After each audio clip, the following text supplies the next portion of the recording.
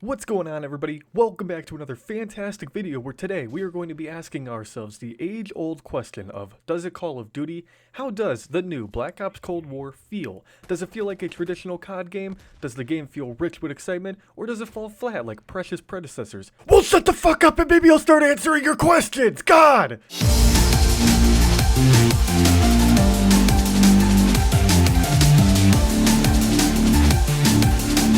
What's up, everybody, and welcome back to another fantastic video where today we are going to be talking about the Black Ops Cold War Alpha on PlayStation. If you're excited to hear my thoughts and opinions and what to expect when you hop onto the next Call of Duty this November, then please smash the like button and subscribe to the channel as well, because I upload content every single day on this channel and you don't want to miss a single video or live stream. According to YouTube, about 19% of you are not subscribed to my YouTube channel, so please click that subscribe button down below. But without further ado, let's get started with this sexy review. So yes, I've played the Alpha on the PlayStation. I played it for a good, couple days that it was out on the PlayStation, and we're going to break this down into a few categories. Number 1 being gameplay mechanics, number 2 being maps, number 3 weapons, and 4 being minor details. And we'll also be diving deep into the pros and cons of each category as well. So starting off, we have gameplay, which is fucking amazing! Honestly though, gameplay is interesting but not surprising. If you guys are like me and you switch over to a new Call of Duty game every single year, then you understand that Treyarch, Infinity Ward, and even Sledgehammer games have a different feeling to them. For example, in IW games, the guns feel really heavy, while in most Treyarch games, the guns feel light and fast. But in Cold War, the feeling is similar to Modern Warfare 2019. Obviously, the mechanics have changed a bit, so it's not exactly the same movement feeling as the current Modern Warfare, but it's very similar to me. I don't know, it could just be me, I might be crazy, I might be a little bit huffed up on paint, but that's exactly how I'm feeling, at least when I played the Alpha. Things could change too. So sliding is another mechanic that I really want to cover real quickly. Sliding has been nerfed a bit. If you guys look back to Black Ops 3, for example, you could have slid across a whole map in like 10 seconds, but in Cold War, it's almost really unnecessary to slide. You can slide, and sometimes it might benefit you in gunfights, but other times you find that sliding might slow you down more or make you vulnerable to the enemy. So just keep that in mind. Sliding is good, but it's not going to 100% benefit you in multiplayer.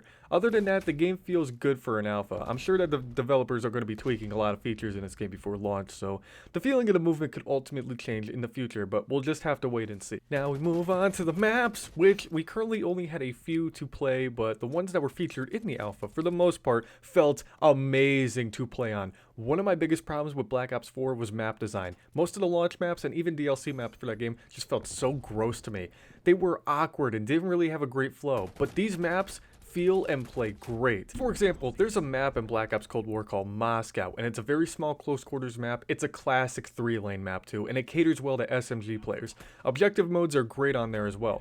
Especially domination. Another map, which is my personal favorite at the moment, but not a lot of people seem to really enjoy too much, is Angolia. It's the desert map. It's the one that you always see all YouTubers playing.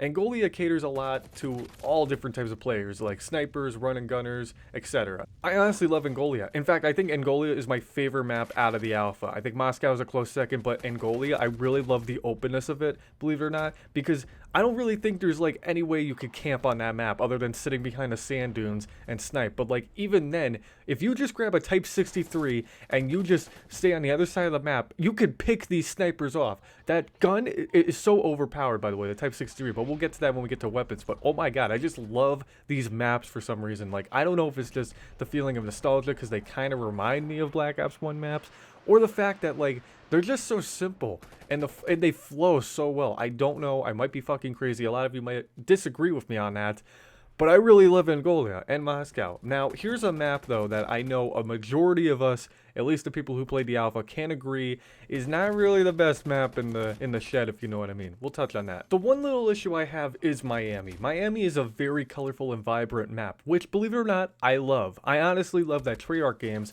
Their maps are always bright and shiny, but my problem lies with the fact that I think the map is either too big, or the flow is bad, or maybe the map is just really awkward. I don't know, but I always find myself running around and barely finding people. There's just a lot of camping on that map as well. So besides the atmosphere of the map, which once again, I love the atmosphere of the map, the neon lights being at nighttime, it just basically paints the perfect picture of what the 80s was, at least in my head. Besides that, I do enjoy the verticality of the map as well. There's a lot of high places you can get to. Another cool thing about Miami, believe it or not, is is the Easter egg. There is an Easter egg on this map. So the diving board by the pool, by this hotel in Miami, I'll put it up on screen too. It works. The diving board works, 100% works. If you go to the edge of the diving board and jump into the pool, you're going to be boosted a couple feet into the air. Like, it's comparable to an exo jump or an exo boost, if you will. It's not exosuits. There's no exosuits in this game. I just want to, tell everybody that. This is the 80s. There were no exosuits back then, as far as I know. The government could be hiding stuff, but for the most part, I'm 99.9% sure there's no exosuits in this game. But if you jump on the edge of the diving board into the pool, you will be, like, boosted into the air a good chunk of feet off the ground, and it's really cool.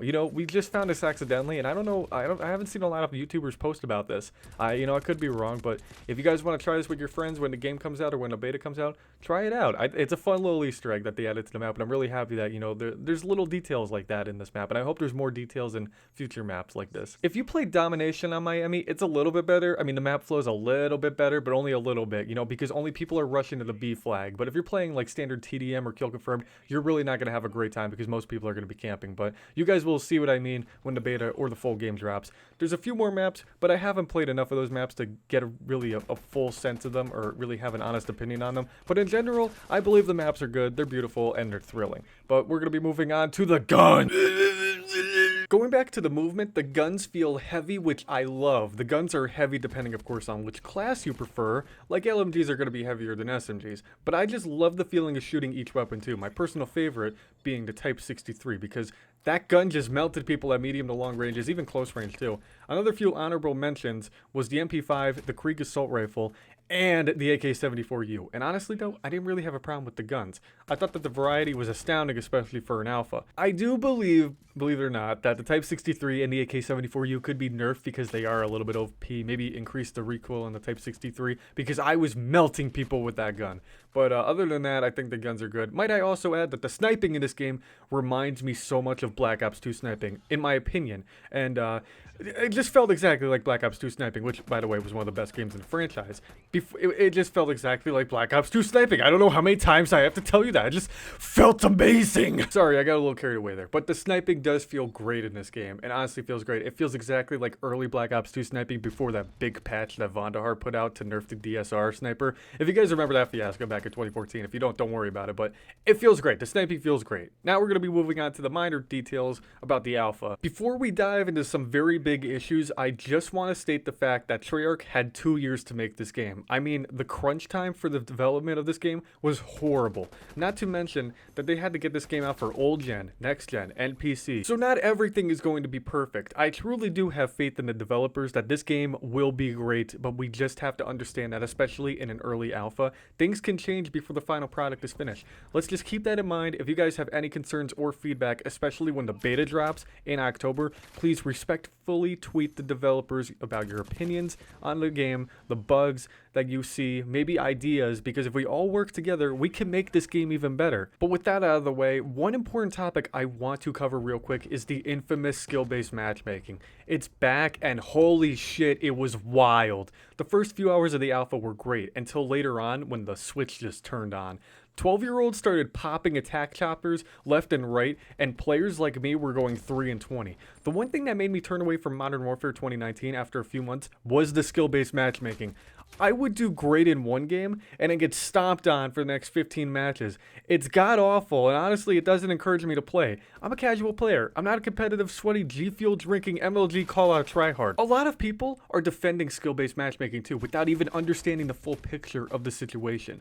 Here's my take on it. Skill-based matchmaking needs to be turned down a lot in casual modes like TDM, Kill Confirm, Domination. But for hardcore players who want to get sweaty, we should ask Treyarch for a similar system to Black Ops 2 League Play. League Play puts you up against people of your own skill. That way the casual players, like me, can hop into a public lobby without the fear of being bamboozled by a fucking 12-year-old, and the competitive players can be ranked with the heavily increased skill-based matchmaking games. I believe that would be a perfect solution to the controversy, but let me know what you guys think in the comments below. Another issue is the graphics. The graphics are a small downgrade from the Modern Warfare 2019's graphics, but to be honest, at least on the PS5, Xbox Series X, and PC, the game will look great. Older consoles might look a little poopy. I have an original PlayStation 4 from launch, and the game looks alright, but I know it could be better. Other than skill-based matchmaking and graphics, I'm excited for the beta to see what the developers have improved on since the alpha. The beta starts on October 8th on PlayStation 4 first, so please hop on the game, play it, and leave feedback for the developers, but please be respectful. And if skill-based matchmaking arrives again,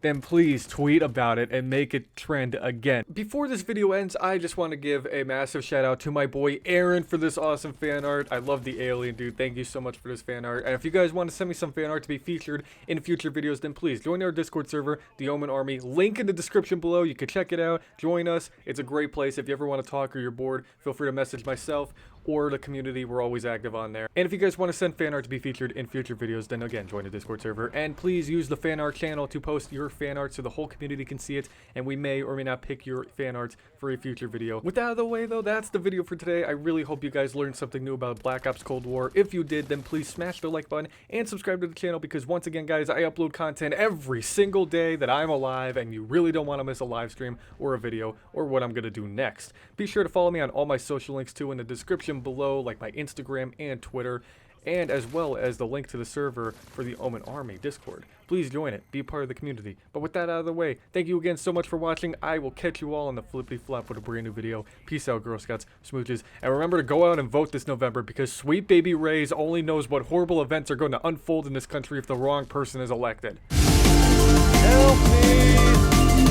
Let's look back at the outro!